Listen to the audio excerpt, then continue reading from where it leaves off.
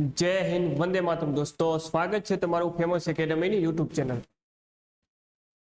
તો મિત્રો આજના વિડિયો લેક્ચરની અંદર આજે આપણે જોવાના છીએ મિત્રો 16 મહાજનપદ. પોલીસ કોન્સ્ટેબલના મિત્રો આપણા ભારતના ઇતિહાસનો જે મિત્રો સિલેબસ આપી દીધો છે એમાં જે ટોપિક નંબર 4 એમાં આપણને એવું લખેલું છે કે ભાઈ ગણરાજ્યો અને પ્રથમ મગધ સામ્રાજ્ય.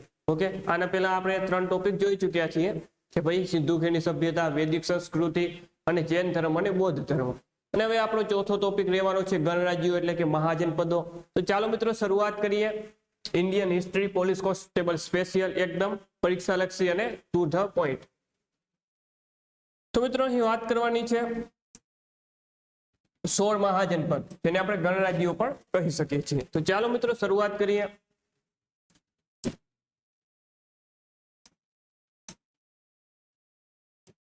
મિત્રો સૌપ્રથમ વાત કરીએ તો કે ભાઈ અંગુત્તર નિકાય નામનો મિત્રો એક બૌદ્ધ ગ્રંથ છે. અંગુત્તર નિકાય નામનો મિત્રો એક બૌદ્ધ ગ્રંથ છે. તેમાં જે 16 મહાજનપદની માહિતી આપવામાં આવી છે. અને એક મિત્રો એક જૈન ભગવતી સૂત્ર નામનો એક જૈન ગ્રંથ પણ છે, જેમાંથી પણ આપણને જે આ 16 મહાજનપદની માહિતી પ્રાપ્ત થાય છે. જોઈએ ચાલો શું કહે છે કે ભાઈ અંગુત્તર નિકાય એક બૌદ્ધ ધર્મ ગ્રંથ ભારતમાં 6ઠી સદીમાં, કઈ સદીમાં તો કે 6ઠી સદીની શરૂઆતમાં 16 મહાજનપદ રાજ્યો અથવા મહાજનપદનો ઉલ્લેખ જોવા મળે છે. તેઓ વૈદિક યુગ દરમિયાન ઉતરી આવ્યા હતા, એટલે કે જે વૈદિક સંસ્કૃતિ દરમિયાન આ 16 મહાજનપદ છે તેનો ઉદ્ભવ થયો હતો. મહાજનપદના ઉદ્ભવના ઇતિહાસને પૂર્વ ઉત્તર પ્રદેશ અને પશ્ચિમ બિહારના વિકાસ સાથે 6ઠી અને 4ઠી સદી BCE દરમિયાન જોડી શકાય છે. ઓકે, ચાલો આપણે આગળ વધીએ મિત્રો.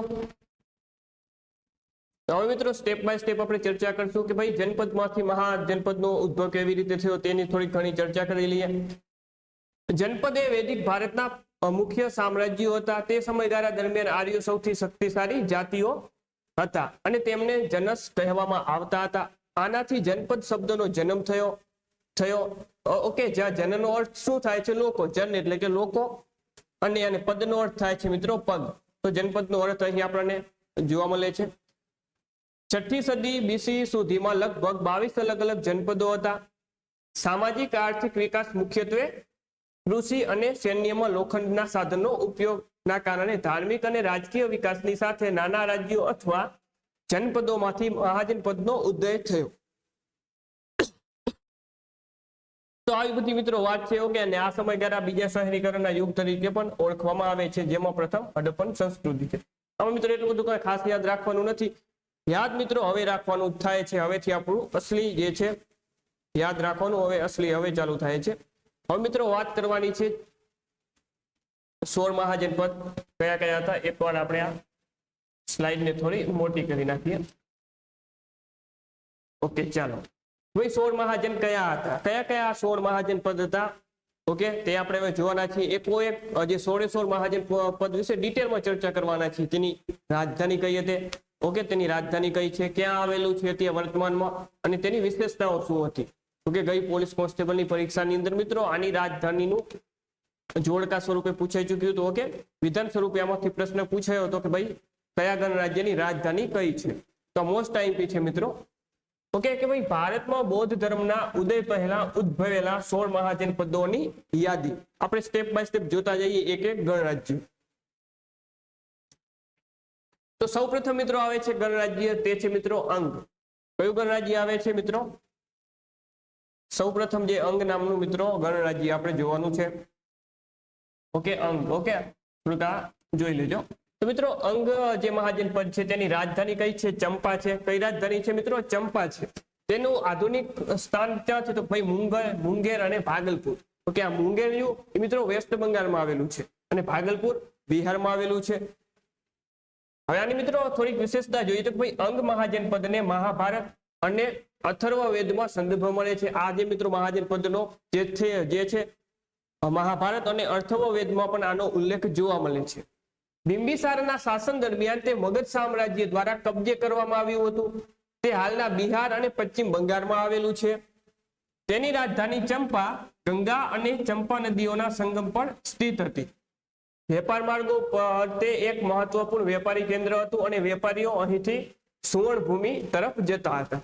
ઓકે, તો આપણે ખાસ આટલું યાદ રાખશું. ચલો આગળનું મિત્રો જનપદ જોઈએ.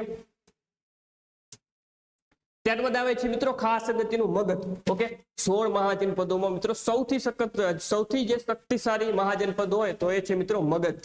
તો મિત્રો વાત કરીએ મગધની, તો મગધની મિત્રો જે રાજધાની છે તે છે ગિરિવ્રજ. ઓકે, ગિરિવ્રજ અથવા તો રાજગૃહ. ગિરિવ્રજ અથવા તો રાજગૃહ આ તેની મિત્રો રાજધાની છે. ક્યાં આવેલું છે તો કે ભાઈ ગયા અને પટના. ઓકે, બિહારમાં, હાલમાં બિહાર રાજ્યમાં આવેલું છે. અથર્વવેદમાં મગધનો ઉલ્લેખ જોવા મળે છે. તે ચંપા નદી દ્વારા વિભાજિત અંગની નજીકના વર્તમાન બિહારમાં સ્થિત હતું. પાછળથી મગધ જૈન ધર્મનું કેન્દ્ર બન્યું અને રાજગૃહમાં પ્રથમ બૌદ્ધ પરિષદ યોજાઈ હતી. આપણને ખબર છે, આપણે આગળ જૈન ધર્મ અને બૌદ્ધ ધર્મમાં જોઈ ચૂક્યા કે ભાઈ જે પ્રથમ બૌદ્ધ પરિષદનું આયોજન ગિરિવ્રજ અથવા તો રાજગૃહમાં તેનું આયોજન થયું હતું. તો આટલું યાદ રાખશું મિત્રો મગધ વિશે. ચાલો નેક્સ્ટ જોઈએ. ત્યારબાદ આવે છે મિત્રો કાશી. ઓકે, ત્યારબાદ મિત્રો આવશે કાશી. એની રાજધાની કાશી જ હતી. કાશીને આપણે બીજા કયા નામે ઓળખીએ છીએ? વારાણસી. ઓકે,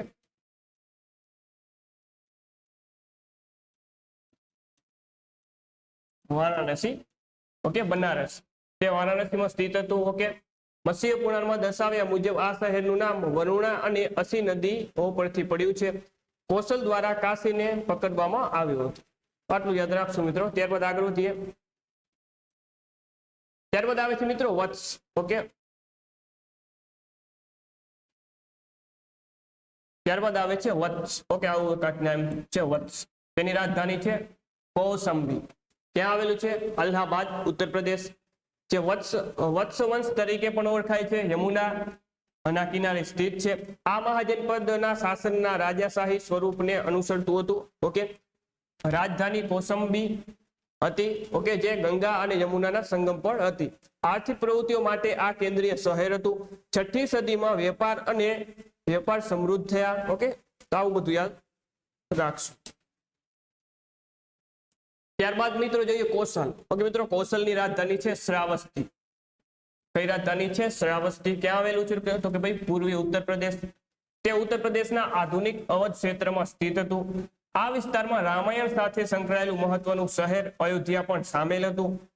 કૌશલ્યામાં કપિલવસ્તુના શાક્યોના આદિવાસી પ્રજાસત્તાક પ્રદેશનો પણ સમાવેશ થાય છે. કપિલવસ્તુમાં લુંબિની ગૌતમ બુદ્ધનું જન્મસ્થળ છે. મહત્વપૂર્ણ રાજા પ્રસેનજીત.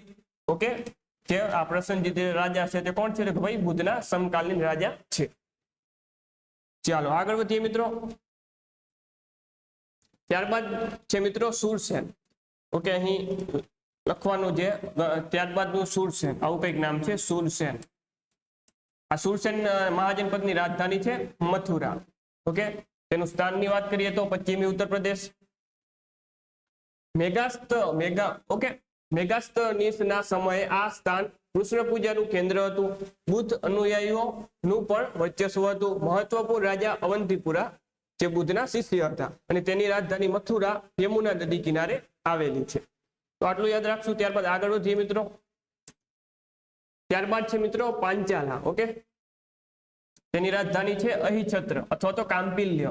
ક્યાં આવેલું છે? પશ્ચિમી ઉત્તર પ્રદેશ. ખાલી આટલું યાદ રાખશું, બાકી આમાં યાદ રાખવાની જરૂર નથી. ખાસ તો મિત્રો રાજધાની યાદ રાખશું અને ક્યાં આવેલું છે તે આ બે વસ્તુ યાદ ખાસ રાખવી અગત્યની છે. ત્યારબાદ આવે છે મિત્રો કુરુ. એની રાજધાની કઈ છે? ઇન્દ્રપ્રસ્થ. ક્યાં આવેલું છે? તો ભાઈ મેરઠ અને દક્ષિણ પૂર્વ હરિયાણા. ત્યારબાદ આવે છે ચેદી. ઓકે, તેની રાજધાની છે સોથીવતી, બુંદેલખંડ પ્રદેશ. ઓકે, ત્યારબાદનું ગણરાજ્ય મિત્રો વાત કરીએ. હજી પણ થોડાક જે છે તે છે આગળ છે. અહીં થોડીક પીપીટીમાં થોડુંક આગળ પાછળ થઈ ગયું છે. ઓકે, ચાલો. ત્યારબાદ મિત્રો આવે છે ગાંધાર. ઓકે, ત્યારબાદનું મહાજનપદ છે મિત્રો ગાંધાર. તેની જે રાજધાની છે તે કઈ છે? તક્ષશિલા છે. ક્યાં આવેલું છે? પાકિસ્તાનના રાવલપિંડીમાં આવેલું છે. આટલું યાદ રાખશું. ઓકે, ચાલો. ત્યારબાદ આગળ વધીએ તો આવશે મિત્રો કંબોજા, તેની રાજધાની છે પુંચ. ઓકે, રાજૌરી અને હાજરા, આટલું યાદ રાખશું. ત્યારબાદ આવે છે મિત્રો અસ્મક. ઓકે, અસ્મકની રાજધાની કઈ છે તો કે પોડાણા. ઓકે, પોડનની અથવા તો પોડાણા ગોદાવરીના કાંઠે આવેલું છે. ઓકે, ગોદાવરીના કિનારે આ સ્થિત છે. ઓકે, એક મિત્રો યાદ, હું તમને એક થોડીક માહિતી આપી અહીંયા થોડીક. ટોટલ 16 મહાજનપદ હતા, એમાંથી 15 જે મહાજનપદ છે તે ઉત્તરમાં આવેલા છે, ઉત્તર ભારતમાં આવેલા છે, અને એકમાત્ર જે છે દક્ષિણ ભારતમાં આવેલું છે તે છે આ મિત્રો અસ્મક. એકમાત્ર મહાજનપદ જે દક્ષિણમાં આવેલું છે તે છે કયું છે? અસ્મક. ઓકે, અસ્મક. ઓકે, કઈ નદી કિનારે આવેલું છે તો ભાઈ ગોદાવરી. ઓકે, તો આ યાદ રાખશું, દક્ષિણમાં માત્ર એકમાત્ર ગણરાજ્ય આવેલું છે. ત્યારબાદ આવે છે મિત્રો વજ્જી. વજ્જીની રાજધાની વૈશાલી, ક્યાં આવેલું છે? બિહાર. ત્યારબાદ મિત્રો વાત કરીએ મલ. મલની રાજધાની છે કુશીનારા, દેવરિયા અને ઉત્તર પ્રદેશમાં આવેલું છે. ઓકે, આ મિત્રો કુશીનારા. ઓકે, કુશીનારા અથવા તો કુશીનગર પણ આપણે જેને કહી શકીએ છીએ. ઓકે, ગૌતમ બુદ્ધનું અહીં નિધન થયું હતું તે સ્થળ. ઓકે, ચાલો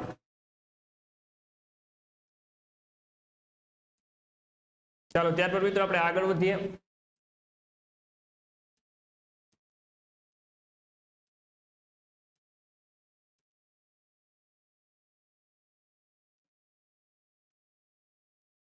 હવે મિત્રો આપણે જોવાના છે કે ભાઈ મહાજનપદનું રાજકીય માળખું કેવા પ્રકારનું હતું. ઓકે, થોડું ઘણું જોઈ લઈએ, આમાંથી પ્રશ્ન પૂછાવાની સંભાવના નથી, છતાં પણ થોડુંક જોઈ લઈએ એકવાર.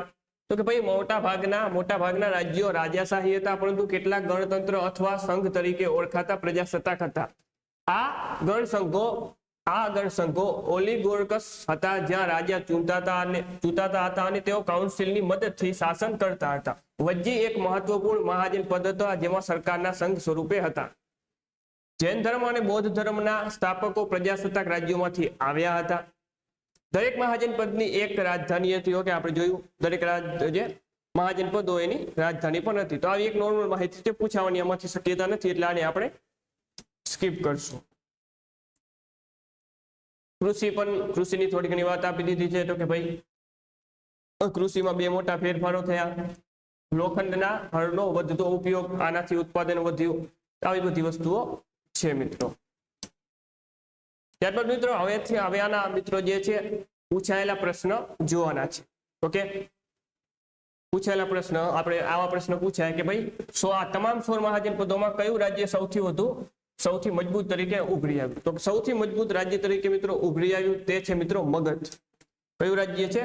મગધ. સૌથી મજબૂત અને સૌથી શક્તિશાળી મહાજનપદ તરીકે ઉભરી આવ્યું. જે રાજાશાહી મહાજનપદ હતું. મગધના પ્રથમ મહત્વપૂર્ણ અને શક્તિશાળી શાસક બિંબિસાર હતા. ઓકે, બિંબિસાર એટલે કે હરેક વંશના જે સ્થાપક છે બિંબિસાર હતા, જેમણે 6ઠી સદી BCE ના ઉત્તરાર્ધમાં શાસન કર્યું હતું.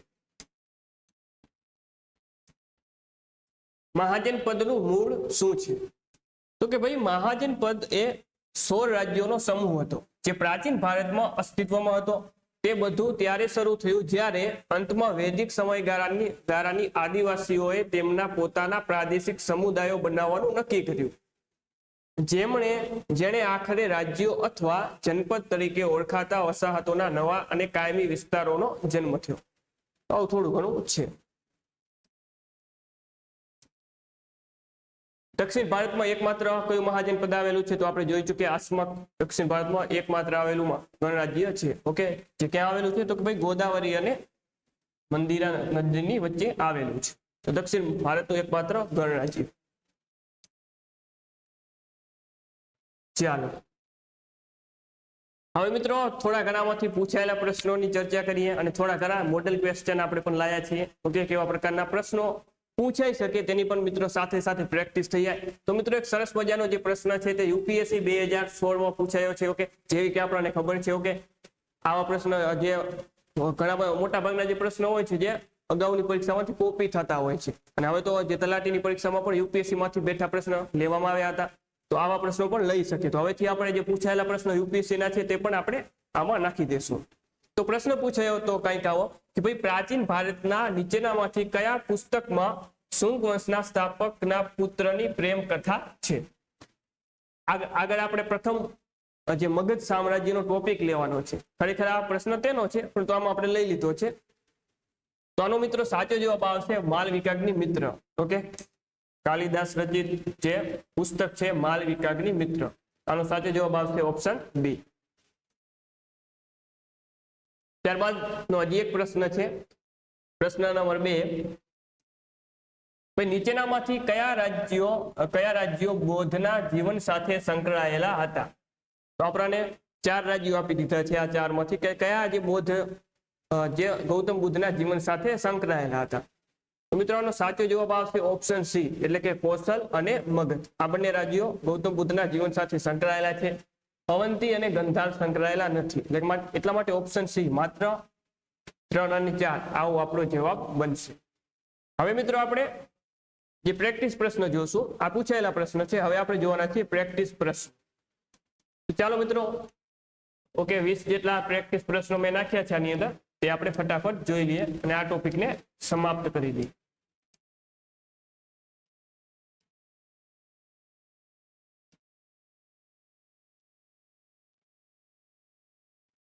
ટોટલ આપણે 19 જેટલા પ્રશ્નો છે, 19-20 જેટલા.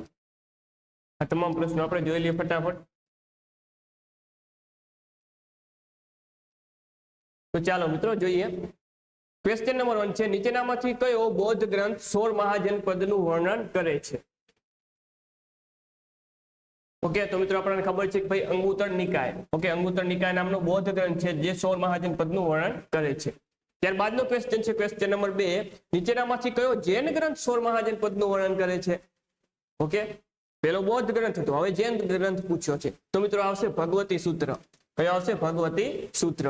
ચાલો આગળ વધીએ. ક્વેશ્ચન નંબર 3 છે, ભાઈ નીચેનામાંથી કયું અંગ મહાજનપદની રાજધાની હતી? ઓકે, એટલે કે ભાઈ જે અંગ મહાજનપદ છે તેની રાજધાની કઈ છે? આ અંગ જે છે તે કયા મહાજનપદની રાજધાની હતી? તો આપણે પેલું જોયું હતું. ઓકે, જે ચંપા છે તેની રાજધાની છે મિત્રો અંગ. ઓકે, ચાલો આગળ વધીએ. અંગ મહાજનપદનો વિસ્તાર ભારતના કયા રાજ્યમાં આવેલો છે? ઓકે, કયા રાજ્યમાં આવેલો છે? તે મિત્રો આવેલો છે બિહારમાં. ઓકે, મોટા ભાગના જે ગણરાજ્યો છે તે યુપી બિહારમાં જ આવેલા હતા. ત્યારબાદનો ક્વેશ્ચન જોઈએ, ભાઈ લીચ્છી સામ્રાજ્યની રાજધાની કઈ હતી? તો મિત્રો લીચ્છીની રાજધાની કઈ હતી? વૈશાલી. ત્યારબાદનો ક્વેશ્ચન છે કે ભાઈ કાશી મહાજનપદની રાજધાની કઈ હતી? તો કાશીની રાજધાની હતી મિત્રો વારાણસી. ત્યારબાદનો ક્વેશ્ચન છે કયો મહાજનપદ શાસક, ઓકે, કયા મહાજનપદનો શાસક બ્રહ્મદત્ત હતો? તો એનો મિત્રો સાચો જવાબ આવશે કાશી. ચાલો ક્લિયર. આગળ જોઈએ, ઉત્તર કોસલ મહાજનપદની રાજધાની કઈ હતી? ઓકે, તો કોસલ આ મહાજનપદની રાજધાની હતી મિત્રો શ્રાવસ્તી. કઈ રાજધાની હતી? શ્રાવસ્તી. ચાલો આગળ વધીએ. દક્ષિણ કોસલ મહાજનપદની રાજધાની કઈ હતી? તો એની મિત્રો રાજધાની હતી કુશાવતી. ત્યારબાદનો ક્વેશ્ચન, મહાજનપદના કયા શાસક પ્રસેનજીત હતા? ઓકે, તો જે મિત્રો કોસલ છે, આ કોસલ મહાજનપદના શાસક કોણ હતા? તો ભાઈ પ્રસેનજીત હતા. ઓકે, ચાલો નેક્સ્ટ વધીએ. કોસલ મહાજનપદના વિસ્તાર, જે કોસલ મહાજનનો જે વિસ્તાર છે તે ભારતના કયા વિસ્તારમાં આવેલો છે? કયા રાજ્યમાં આવેલો છે? તો મિત્રો આવેલો છે તે યુપીમાં. મલ મહાજનપદની રાજધાની કઈ હતી? તો મિત્રો તેની રાજધાની કઈ હતી? મલ મહાજન જે પદ છે તેની રાજધાની મિત્રો, આમાં જવાબ આવશે ઓપ્શન ડી, કુશીનગર અને પાવા. ઓકે, જે મલની રાજધાની મિત્રો ફક્ત કુશીનગર જ આવશે, પાવા નહીં આવે. ઓકે, આ જવાબ ઓપ્શન એ આવશે. આ જવાબ અહીં ખોટો આપી દીધો છે. ઓકે, જવાબ આવશે ઓપ્શન એ. ત્યારબાદ આવે છે મિત્રો વત્સ મહાજનપદનો વિસ્તાર કયા રાજ્યમાં આવેલો છે? ઓકે, ઓકે, જે વત્સ નામનો જે મહાજનપદનો વિસ્તાર કયા રાજ્યમાં આવેલો છે? તો મિત્રો યુપીમાં આવેલો છે. ત્યારબાદનો ક્વેશ્ચન છે કુરુ મહાજનપદની રાજધાની કઈ હતી? કુરુ જે મહાજનપદ છે તેની રાજધાની હતી મિત્રો ઇન્દ્રપ્રસ્થ. પછી આવશે ઉદયન કયો મહાજનપદના શાસક હતો? જે ઉદયન છે તે કયા મહાજનપદનો શાસક હતો? તો જવાબ આવશે મિત્રો વત્સ. ચલો આગળ જોઈએ તો ભાઈ ઉત્તર પંચાલ મહાજનપદની રાજધાની કઈ હતી? તો એ હતી મિત્રો અહિછત્ર. ઓપ્શન એ આનો સાચો જવાબ બનશે. ત્યારબાદનો ક્વેશ્ચન જોઈએ તો ભાઈ દક્ષિણ પંચાલ મહાજનપદની રાજધાની કઈ હતી? તો એની રાજધાની હતી મિત્રો કામ્પિલ્ય. ત્યારબાદનો ક્વેશ્ચન જોઈએ દક્ષિણ પંચાલ મહાજનપદની રાજધાની હતી કામ્પિલ્ય. ઉત્તર અવંતી મહાજનપદની રાજધાની કઈ હતી? તો મિત્રો જવાબ આવશે ઉજ્જૈન. આજનો છેલ્લો ક્વેશ્ચન છે દક્ષિણ અવંતી મહાજનપદની રાજધાની કઈ હતી? તો મિત્રો એ હતી માહિષ્મતી. ઓકે, તો મિત્રો આ હતા 16 મહાજનપદ. ચાલો.